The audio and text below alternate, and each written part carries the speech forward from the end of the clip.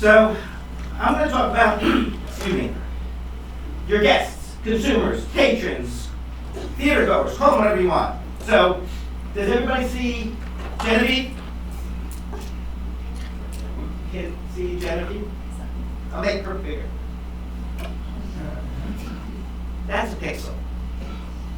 Too often we think of people as pixels and pixels as people. So we are focusing on a lot of our digital media and how do we get the right people, but they are not pixels. And that's what we're going to talk about for the next 15 minutes. Your guests are more than just a pixel. And how we're focusing on all of our digital campaign, pre-arrival, in-market, on figuring out who they are. So a person is not a pixel, but a person is not also a target. A person is not a conversion. A person is not a demographic. A person is not a psychographic behavioral target or a follower. And you have really only one responsibility to that person. How will you enrich their lives? That is the only reason that all of the activities in New York City, or in the world for that matter, exist. How will you awe them, inspire them, make them smarter, make them happier, make them sated? And that has to be all the activities North Star, thinking about that all the time. And your marketing challenge is how will you get them to feel? How will they feel when they leave you? Will they have felt awed? Will they have felt sated? Will they have felt inspired or motivated? Because if you can get them to feel that way in advance, they will come. And that's really what we're talking about. So, and I'm going to call this my foreshadowing slide a little bit. And my focus is in-market tours because that's what we know best. The city guy knows the best. But first of all, reaching in-market tourists isn't easy. It ain't easy. Once somebody comes to New York, they are not on digital media the way they normally are. They're not on their phones. They're hard to reach. They have many sources of information. So how do you catch them on the source that they are looking for that information? So I skipped a little bit. So Damien is going to really talk a little bit about the first point, and then Jason is going to come in and talk about the sources of information, especially Google and search. And then Jordan is going to come following that and talk about the attention quotient. Because what is the attention quotient? He'll explain that. All media is not the same. And he's going to talk about the fact that if somebody is spending more time, more engaged, more mind share, that is a much, much more valuable medium than others. And then the last part of it is going to be that transaction. And Nazi's going to talk about how do you reduce friction? How do you make it easy for that person to buy your ticket and gain your experience? So this is one of our favorite slides. Those of you who were here last year, you saw it. Tourists come in different flavors. They are not monolithic. They are not homogeneous. And you need to think about how you reach these different people. So I'm going to pick one or two quick examples. Take the business traveler. He's here for a conference. His conference ends at 11 o'clock. His flight's not until 7 o'clock. I've got 6 hours to kill in New York City. What am I going to do? How do I get that information? How do I make that decision? And remember, it's all about what's important to them. What do they like? How are they going to be bothered? Or you got a young couple, two 28-year-olds, they're in London, they're in love. Let's hop over the pond. Let's go to New York. You book a flight and they're here. What are you going to do? So how do you get your message to all of those different people about how you enrich their lives for what's of interest to them? And in this very challenging digital and communication information market. Okay. So it's all about motivation. What motivates them? Again, first and foremost is enrichment. If I think I'm going to have an amazing meal that I will remember forever, or seeing puppets at the Lion King, or learn something about Renoir Monet, that will enrich my life. How do you get that message across? So that's the first The second one are the features. We have 5 observation decks in New York City. We've got, pick a week, 30, 35, and very, very, very good week, maybe 40 Broadway shows. We've got a gazillion restaurants. What are the features that you have that will make them say, I'm going to choose this restaurant, this Broadway show? Convenience. Tours are from 5 to 7 days. Time is the most valuable experience. They are convinced that working with you is going to be easy, seamless, painless, getting a ticket as close to where I'm going to be, you have a much better chance. How do you get that message across? And the last one's value. What's it worth? I'm going to let you figure that out. Let's look at the backside. That is not necessarily so helpful in marketing that sometimes we as a group and marketers miss. I will contend, and these are my assertions, so you can disagree, promoted reviews. Every Broadway show says, Time Out says this, New York Times says this is the greatest show. I don't believe consumers really believe it. Influencers were hot. At this point, I think most of the world knows that if you're plugging an activity destination, you're getting paid for it. And you're that much less credible as an influencer. Superlatives. I've been in the media business for a very, very long time, and from almost the very beginning, we've always said, you can say you're best, you can say you're greatest, you can say you're finest. Nobody. This puffery. Don't waste your media space on things that people really don't believe. If anything, it's kind of a negative feedback. And this last one's the hardest one. I call it vanity features. So, whether it's your business or you are part of a company or organization, you built a business with certain great things in mind. And I'll give an example. Nobody's going to choose an observation deck because the elevator goes up in 49 seconds. Nobody's going to choose a restaurant because they've got a great pipe collection or they've got something else visible. But because you created this, you think it's great, and you promote it, but it can be a distraction. I'm not saying it's not there somewhere, but don't fall in love with some of your own vanity features during your marketing to convince them that you're going to enrich their lives. All right, so these are things to get them there. Now I'm going to spend a minute, and Damien's going to come in behind me on a bunch of this as well, to my community. This is, I think, one of the biggest media opportunities for everybody. Word of mouth. Everybody will say, what's the best advertising out there? Word of mouth, right? My cousin, my sister, my friend tells me. And it's better than AI. It is the best. So many events, experiences, stop their relationship after they've come to see them. After they've been to the Broadway show, after they've been to the attraction, after they've been to the restaurant. You need a post-experience relationship. Because that's how you get people reminding them how you enrich their lives. If you send them photos or a video or music or history of a museum or history of an artist, it's going to enhance their feelings about you, and it will remind them about the great experience so that when their cousin said, I know you're just in New York, I'm coming in 3 weeks or 6 months, what should I do? You'll be fresh. And here's the best part. Well, let me back up. It's got to be proactive. That's my point. You must, David's opinion, very much focus on building an active word-of-mouth strategy. It should be part of everybody's marketing plan, and maybe invest 5 or 10% of your budget to do it. Because if you can get 1, 3, 5% of the people to refer you, that's a traffic lift. And it doesn't have to be expensive. In fact, I'd argue it's inexpensive, because once you build it with all our communication tools, whether it's WhatsApp, text, email, you just put it into a routine where you're sending them out. And I would say do it more than once. Continue the relationship. Because the people that come to New York, everybody's going to say, how was your trip to New York? And you want them to say, I did this amazing thing. So if there's one takeaway from this, and again, David's going to add to this a bit. I hope you consider that for 2026. Because those guests of yours are your best marketers. Turn them into evangelists. You can do it.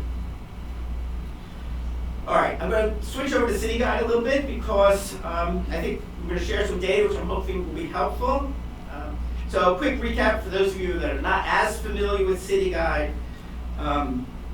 We basically engaged roughly 10 million of the 65 million tourists coming through. About 7 million read our magazine, about 2.5 million read our map, and another 500,000 or so connect with us digitally.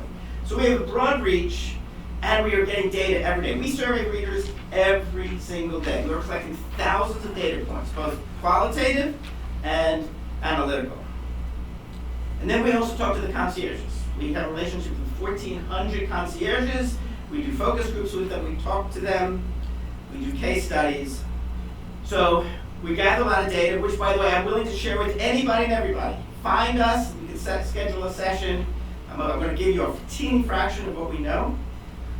And the biggest point is I believe our readership base reflects the typical tourist. We are representative of that. That's really why by presenting the data, you're going to see this is who at least we're seeing. With one difference. We skew more international. And that's kind of logical. International guests come here for a longer period of time. They need more information. They stay longer. So you'll see in a minute that we have more international visitors reading our books, picking up our maps. But other than that, we're fairly typical. So here's 3 years of our City Guide reader profile, and I go back. It doesn't change. Everybody says, oh, who's picking up a magazine? Magazines don't work.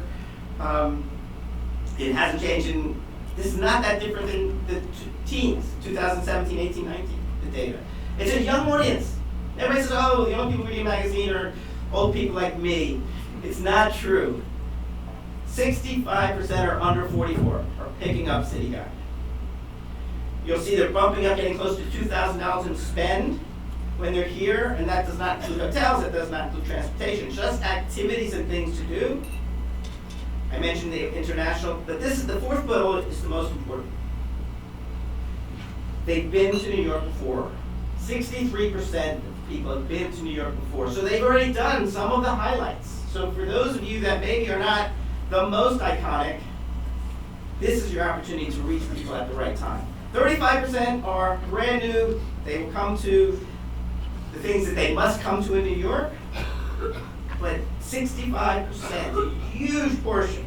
And by the way, 35% of those have been to New York 4 or more times.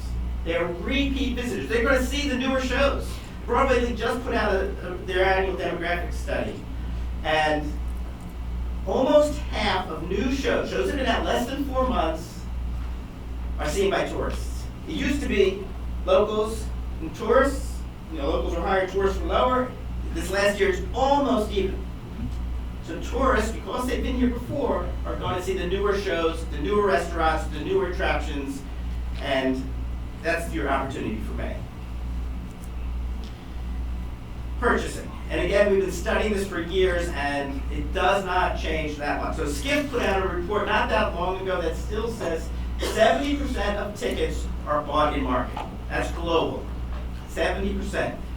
That first set of bars is our data, New York City. These are our readers.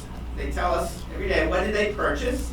So museums is gray, theater is red, attractions is blue. All are over 50%. So 50% of the readers, City Guide said, I'm going to go to purchase a museum ticket, or I'm going to buy a Broadway ticket, I'm going to buy an attraction ticket. And the middle bar is what they bought in advance, because we want to know. And then, did the content in City Guide influence your decision? So I talked about your North Stars. I talked to you about what our North Stars. We, just like you only have one example, one responsibility, that's to enrich your guests' lives. We have only one real responsibility, and that is to help our readers choose what they want to do. To give them the information that they can evaluate 5 observation decks, many restaurants, many venues, a bunch of Broadway shows. And again, the surveys confirm this in multiple ways, both quantitatively and qualitative, that I came to New York City, I had a plan, it helped me, or I learned about things, I discovered things I did not know. And it's how we have to bundle the information to really help you make sure that your message gets out. So how do we do it? We are not about advertising.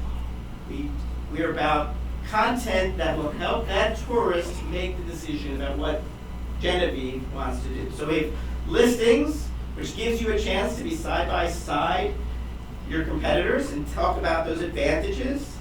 The ad, you know about that. And probably the most important thing is the editorial and the images. It brings your property to life, brings New York City to life, but it lets them decide, this is what I like. I want to see Midtown, I want to see downtown, I want a specialty Italian restaurant.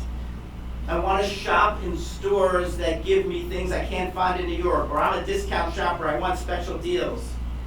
All of that's communicated so they can decide what they want to do. And that's our focus, helping that reader. That's our North Star, as I said.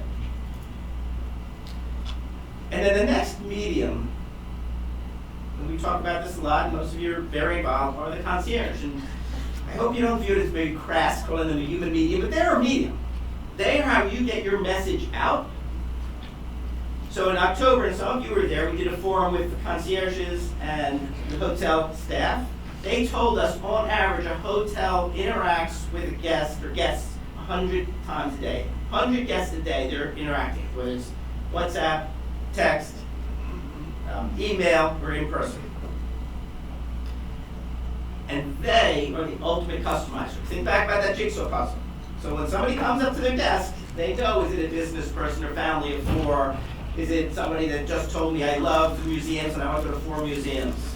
They will immediately, once they get to know that person, customize it so they can help them figure out what's right for them. Jordan's going to talk about the attention quotient. As I mentioned, when you're standing in front of a concierge, you're giving them your undivided attention. Talk about high quotient, attention quotient. You don't have to worry, are they streaming a TV show, singing an ad, playing a game all on their phone. The other thing that you should know, and this came out of our session in October, is that they do extensive pre-arrival communication. So they're talking to the guests a month in advance, again, online in some way, to help them plan their activity, plan their agenda based on what that person's interested in. Now, they are not selling live tickets. They guide the direction more than they procure the ticket. So if you're looking to say, oh, this hotel delivered 100 tickets this week, you're not going to see that. Now, our Guest Tickets Express is trying to help, but I'm not going to get into that. But those of you involved, you're familiar with that. We're trying, with Ozzy's help, to build this up. The message to you, and this came out loud and clear in October, you should be actively keeping them informed about your business. New stars coming into a Broadway show, new menus, special events, timely activities will help, and most of you know that. We have relationships with the 1,400 guest service professionals in New York City. We talk to them every week, multiple times, but don't underestimate the value of this channel. Okay, so yes, we're all focused on pixels and digital and how to build an audience, but keep that Genevieve, keep that tourist, keep that person in the forefront of your mind, with the North Star being, how do we enrich their lives? You gotta connect with that person. Focus on the decision-making cycle. About a third are buying in advance, 2/3, 50, 60% buying in market, pick your number. But how do you get them at the point of decision? Serendipity. People discover things, they get excited, they find things that they didn't know. They're walking in a neighborhood, oh, this looks like an interesting restaurant, I walk in. Don't discount that. And that's not just by walking around, by getting information, by getting resources. That's where outdoor helps, for sure. And as we talked about, your guests can become your evangelists. It's so important. And as Julie talked about, and others will talk about today, AI, how people pick their trips and research is changing so fast. 50% of the people, tourists, certain luxury tourists, have gone to an AI bot to help plan their trips. And Julie, I thought, did a great job talking about GEO, generative engine optimization, and getting your message out that you want there. So, we got 65, maybe 70 million people coming to visit us in this next year, hopefully. If we all follow these things, as Julie says, as a community, as a village, we will help people have better experiences. By getting them the information that helps them decide what they want to do, they will leave New York better, and they will be evangelists for New York City, along with New York City tourism conventions. So, thank you.